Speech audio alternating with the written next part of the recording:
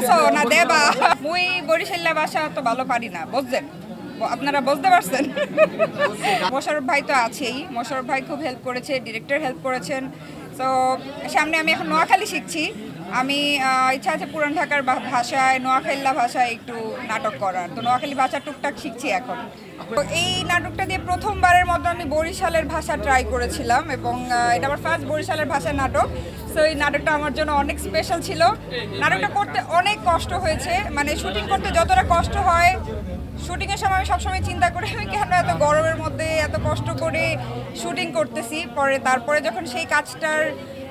স্বীকৃতি পাই সেই কাজটার জন্য যখন অ্যাওয়ার্ড পাই নমিনেশন পাই তখন সেই কষ্টগুলো মনে হয় যে না এরকম কষ্ট আরও করা উচিত এরকম কষ্ট আরও করবো বরিশালের ভাষা কেন আমি ঢাকায় বড় হওয়ার কারণে দেখা গেছে যে আমি কোনো আঞ্চলিক ভাষাই খুব একটা বলতে পারি না বাট এখন যেটা হচ্ছে যে বরিশালের ভাষা অবশ্যই এই ক্ষেত্রে আমাকে পুরো ইউনিট অনেক হেল্প করছে কারণ পুরো ইউনিটের ম্যাক্সিমাম বরিশাল্লা ছিল সব কিছু তো দেখা গেছে যে মেকআপ আর্টিস্ট থেকে শুরু করে মেকআপের যে অ্যাসিস্ট্যান্ট ওকে আমি বলছে এই ডায়লগটা কী হবে বল ও মেকআপ করতে স্যার বলতেছে এটা এরকম হবে ওইটা ওরকম হবে তো আমি পুরো ইউনিট আমাকে অনেক হেল্প করেছে আর মোশাররফ ভাই তো আছেই মোশাররফ ভাই খুব হেল্প করেছে ডিরেক্টর হেল্প করেছেন তো সামনে আমি এখন নোয়াখালী শিখছি আমি ইচ্ছা আছে পুরান ঢাকার ভাষায় নোয়াখালী ভাষায় একটু নাটক করার তো নোয়াখালী ভাষা টুকটাক শিখছি এখন যেহেতু বরিশালের ভাষায় কাজ করেছেন এবং অবশ্যই বরিশালের লোকেশনে যেতে হয়েছে না লোকেশন আমাদের ঢাকার আশেপাশেই ছিল বাট বরিশাল যেতে হয়নি বরিশালের ভাষা আমি পারি না ওই মনু ডাইলে লবণ দেশো না দেবা এই ছোটবেলা থেকে যেটা শুনতে শুনতে বড় হয়েছে আসলে আমি খুব একটা ভালো বরিশালের ভাষা পারি না এতটুকুই পারি মুই বরিশাল্লা ভাষা তো ভালো পারি না বুঝছেন আপনারা বুঝতে পারছেন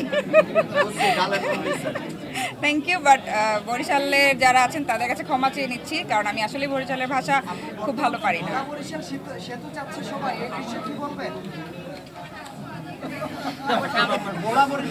হোয়াট পলিটিক্সে চলে গেল নাকি অবশ্যই আমি জানি না বাট অবশ্যই যদি সেতু হয় এটা যদি ভালো অবশ্যই ভালো হবে আমার মনে হয় যোগাযোগ আরো ভালো হবে এই ব্যাপারে আমার একদমই নলেজ নাই সো আমি এই ব্যাপারে কথা না বলি এটাই বেটার আপু এই যে যতগুলো ক্যারেক্টার করেছেন এমন কি ক্যারেক্টার আপনি করতে পারেন কিনা বা আমার হুমায়ুন স্যারের ক্যারেক্টার হুমায়ুন স্যারের কাজগুলো খুব ভালো লাগে ছোটবেলা থেকে ওগুলো দেখতে দেখতে বড় হয়েছি তো আমি এখনও ওনার নাটকগুলোর ফ্যান আমার মনে হয় যে হুমায়ুন স্যারের কোনো গল্পে কাজ করতে পারলে আমার অভিনেত্রী জীবন সার্থক হবে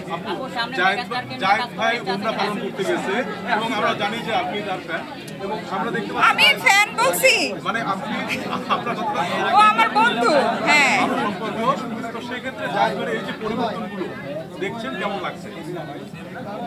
খুব ভাল লাগছে মানে একটা শিল্পী অলরাউন্ডার এরকম হওয়া উচিত যে সে ধর্মের দিক থেকেও কর্মের দিক থেকেও সব দিক থেকেই সব কিছুই মেনটেন করে